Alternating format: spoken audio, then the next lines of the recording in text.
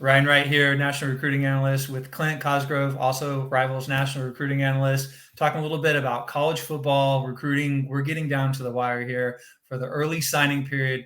So much is happening. It's wild, it's crazy. Just calling on my good friend Clint here to talk a little bit, give perspective about what coaches are going through and also what the recruits are going through right now, because it's crazy. Would you say that's pretty much accurate, Clint? It's pretty crazy right Yeah, now? it's absolute madness. I mean, even from the days, I mean, always. I mean, you can go back to the 80s, and my dad tells me stories, crazy recruiting stories leading up to signing day. Like he was sitting outside of, they had to deliver the letter of intent because they didn't have a way to get it to him. So he would go and sit outside the kid's house at like 5 a.m. and they make sure that another team doesn't show up with a letter of intent and, crazy stuff like that. So it has definitely changed as far as what is crazy, but the craziness has just evolved into something new now. Right. So let's get down to it. So just from a college coach, you have a background. Your dad, as you just mentioned, was a college coach. So teams have spent sometimes a couple years, maybe 3 or 4 years, depending on the player, trying to get this player. They're coming down to the early signing period. Kid may be committed somewhere else. They know they don't have an opportunity and they expand their search. So kind of what are some of these last minute pitches like for guys that maybe have not been recruited all along? I mean, we're coming in trying to close on a guy in 2 weeks. Yeah. What's that kind of? Can you frame that for us? What that's like? There's so many variables, so it can be kind of difficult to frame because every situation's different. What happens as you close in on signing day is, as we're seeing, there's a lot of flips. So guys that you thought you were done at the position, now you have a plan, you have backup guys. But if you lose a guy, let's say I am at, a lower end Power Five school or a Group of Five school, and then all of a sudden Ohio State steals my commit. Well, then I'm looking at the board and I'm seeing what else is out there, who's available, and also who I might be able to steal from someone else. So there's a lot of dominoes that happens with this. As you close in on signing day, there's certain positions like defensive back, defensive lineman that you're going to see poached by a number of schools. And as the available uncommitted recruits kind of dwindles, they start looking for other teams' commits. And a lot of times as a coach, it can be very frustrating. You put in all this time, you've been on home visits, you've had them on campus, you've literally put hundreds of hours and thousands of dollars into recruiting somebody. And there are times where you're waiting for their national letter of intent to come through the fax machine and it never comes. So sometimes you don't find out till signing day. You'd rather find out earlier on. But what coaches are doing right now is they're putting their school in what they feel is the best position to sign the best class possible. They're going to flip who they feel they need to flip. They're going to try to get guys. There's a lot of coaches not taking no for an answer right now. So like, for instance, a guy like Malachi Coleman, committed to Nebraska, coaching change, decommits, opens it back up. Nebraska's still in the picture. So he's on an official visit to Nebraska, which is in his hometown right now. He went there last night, but earlier that day, Tim Brewster from Colorado's in the house. And I know from talking from Coach Brew, when he walked into the house, Jay Harbaugh was walking out of the house from Michigan. So everybody's making their last second pitch. There's always a plan B. You like to be prepared as a coach if you're going to lose somebody. You would like to know that you're going to lose them earlier on so you can kind of get in the house and have guys on campus prior to signing day, because there will be instances where where teams lose a kid on signing day. They thought that they were in the boat, locked in, and all of a sudden they're offering a kid that they have never had on campus. They've never been in the house, and they're just saying, we need the best player available. And sometimes they will actually get those kids and flip them. And on the flip side, the kid's never been to the school, So relationships are huge in recruiting. And if you have a great relationship with the kid, you can usually withstand these things. I remember one time when I was at Dartmouth, quarterback that we had committed, The day before signing day, Boston College comes in and offers him. And he was a high academic kid. And I'm like, if it was a MAC school, you don't really have to worry about that because they're more interested in the academic side. But a school like Boston College, which is high academic and high football, I was like, good Lord, there goes our quarterback. He ended up sticking with us, but those are the type of things that happen. There is no you respect the teams that you're recruiting against. Usually you respect the coaches and, have, relationships with people across the business. But at the end of the day, it is business, and coaches are doing whatever they can because their job's on the line. If they're not recruiting, especially if they're not known as a big X's and O's guy or a coordinator, if they're not recruiting top talent and that's what they're there to do, their job's on the line. So these guys are pulling out all the stops right now. And people, there's so much money involved as well. You think about a guy like Jermaine Matthews. He's from Ohio, committed to Ohio State, solid commit. Miami comes in and offers, and they're sending the defensive coordinator all the way up to Cincinnati to see him at the school when he's dead solid with Ohio State. So if you don't shoot your shot, you can't win. And that's what coaches are doing right now. And it's all about trying to flip guys, trying to get the best roster possible. And obviously, we talk about the domino effect. Decommits lead to decommits, to new commits, to coaches pulling their hair out because they spent hundreds of hours on a kid, thought they had a great relationship, and all of a sudden they're signing with their rival. That Coleman story is crazy. Granted, he's in the city, but on an official and 2 in-home visits with the competitors. That's got to be right before he got in the car to go on the official, he had coaches in the house. Yeah. So you touched on that in-home visits. It's pretty self-explanatory, but it's an opportunity to connect with the family on a different level. What is that in-home visit like? What's typically brought up? What questions are parents asking? What are sometimes from the coach's perspective? What are the coaches looking at? What are they asking with the commit when they're in the living room? Yeah. So, there's a couple different scenarios. Sometimes it's a kid who's been committed for a long time. You're just stopping in to do your due diligence. You have a relationship with the family, relationship with the kid, showing them that, we know that you're committed, but we still care about you and we want to get to know you better and be around your family. So you have those in-home visits. Then you have the in-home visits where everything's still up in the air. And maybe they have been on campus for an official visit and you met some of the family. Maybe you've talked to them on the phone.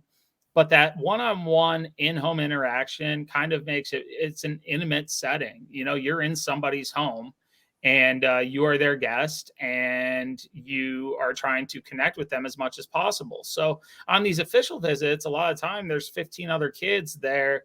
And as much as you get time with the head coach or the recruiting coach, it's in a different setting. There's a lot going on. They're meeting with academic people. They're meeting with a little bit of everything, doing facilities tours, meeting with the training staff, coming up with a plan. When you're in these in-home visits, it's really just about you and them. I know in my in-home visits, we talked a lot less about football. It was a lot more about life, getting to know them on a deeper level, trying to connect with the family.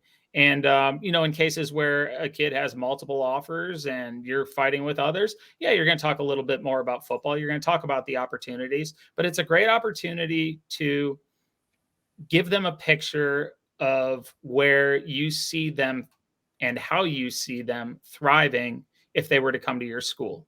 It's a way to look a parent in the eyes and say, I'm going to take care of your son. I'm going to be completely honest and open.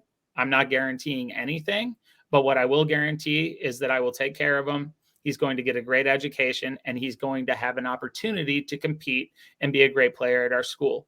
I'm a big relationships guy, like a lot of these kids are. And, when you talk about the flip side, when you're in that house, you're kind of seeing, what was the home environment like where this kid was brought up?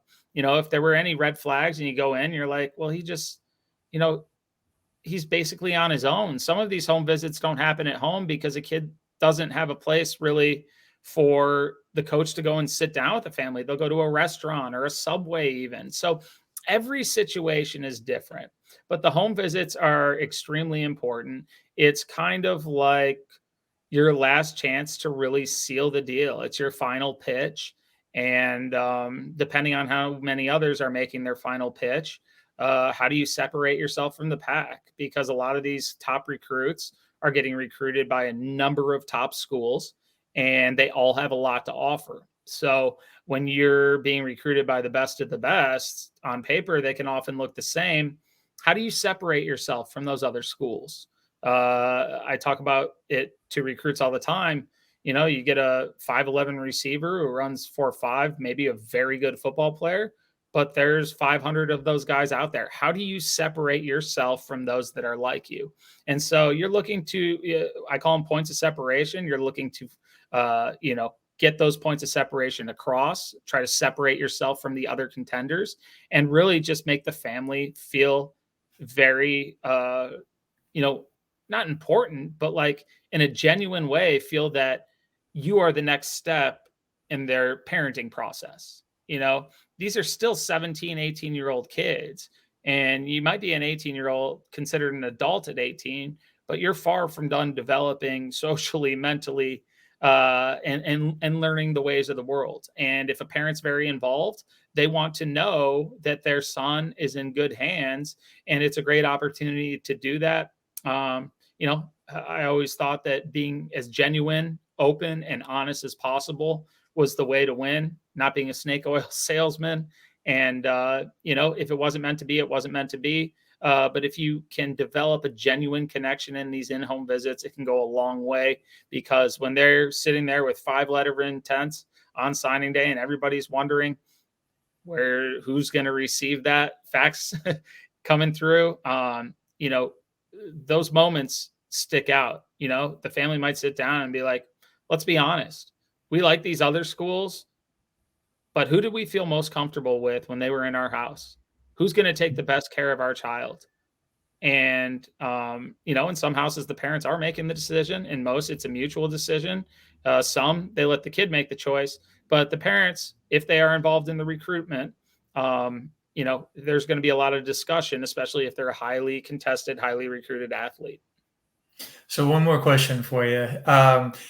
After my rant there. So you already said, these coaches are spending hundreds, thousands of hours trying to recruit a kid, and comes in all forms, from phone calls, text messages, FaceTime, whatever the case may be. And certainly the program sending out literature and, whatever they can to let that kid or those kids know that that they're interested in them, like them. So let's jump to like a week out, getting those last few days before the early signing period. So obviously communication is key. It's going to be different between, as you mentioned already, somebody that is tight and is going. But let's talk about the ones that you don't know. And you just talked, they have five letters of intent. So the ones the iffy ones, if you will, however you want to term them, that you're not sure, as a coach, what are you doing? Obviously you're keeping in contact. You want to do whatever you can, but are there any little tricks? Are there any little things that you found to be successful, or is it just trying to be consistent all the way through and hope that it's you that they're signing your national letter of intent? You're holding your breath and saying a prayer. But I mean, honestly, there's times where you really don't have an idea. There's times where you have a good feel. I would say that a good recruiter who has developed a good relationship, they don't only have a relationship with the kid, they pinpoint who are key decision makers in their process. Is it their coach? Is it their mom? Moms have a big pull when it comes to recruiting, because they want to know that their son is taken care of. So a good recruiter, they're going to be connected with more than just the kid or the parent. They're going to be connected with the influencers in this decision. So when it gets to the time where it's like dead, I don't know, the rules change all the time. They're a lot different than when I coached.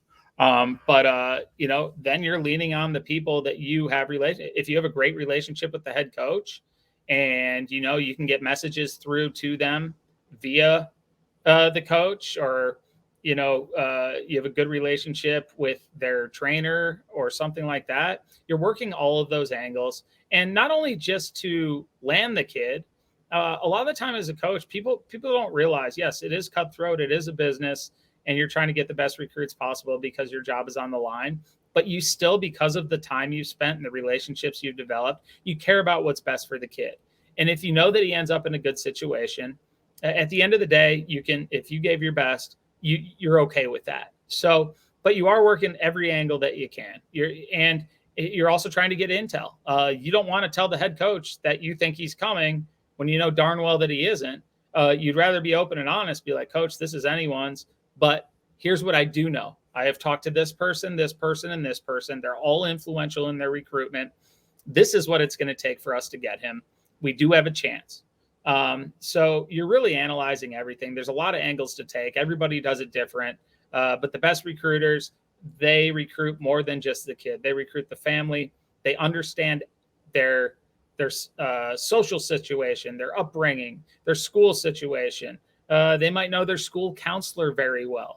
The best recruiters dig deep, almost like the NFL does when it comes time for, the combine and draft and everything. They know these kids inside and out, and you look for pain points that, what is important to them? How can this kid succeed, and how can I help them succeed? So you look for the pain points, you look how you can bring the best out of them. You try to convey that message to everybody. And a lot of the time in these situations, especially with big time players, you'll have maybe one coach who's been recruiting the school for years, whether they had players or not. They have a relationship with the coach. They can call them up whenever they want. And then you're going to have guys who maybe came from the other side of the country, never been to the school before, and are trying to all of a sudden come in, be part of that family, and recruit that kid. And that's really when you can rely on your relationships, and a coach can say, I've sent 3 kids to Coach Cosgrove, and never once has he let me down. Now, maybe they didn't always play. Maybe they weren't all Americans, but they all graduated. They all became better people, and some of them did go and play in the NFL. So relationships at the end of the day is what it all comes down to. They're also kids at the end of the day. So, and then you have a new variable that we didn't have when I was coaching, and that's NIL. Show me the money. It's understandable that if a kid's solid and been committed, and all of a sudden somebody wants to offer you $500,000 the day before signing day, and it's still a good program, and that's hard for the kid too, because maybe the parents are going to be like, this could change our whole situation. You're still going to get an education, still have an opportunity to go to the league. And so you're dealing with that stuff too. There's just so many variables nowadays. Everything's so publicized, very little secrets out there. And it's a whole new era in recruiting. But at the end of the day, you go back to the basics. It's the relationships, it's the trust, and it's the opportunity that you provide. Well, Clint, appreciate your time today. Gave a lot of insight and information. I know I learned some stuff. I'm sure everybody else did that's watching. So thank you, Clint. We'll see how all of this unfolds. I know it's going to be wild. It's going to be crazy. Like you said, NIL coming down to the day of. I imagine it's just going to be one like jaw-dropping event after another, finding out, this 5-star went somewhere else, or this, elite 4-star Rivals 100 changed directions, and we didn't see it coming. So. Yep, it's going to happen. It's guaranteed it's going to happen. And I don't think we're going to get much sleep for the next couple of weeks. So it's going to be a wild ride. It'll be a fun one. But I'm just as interested as the fans and coaches to see how it all plays out. Me too. Thanks again for your time, Clint. Thank you.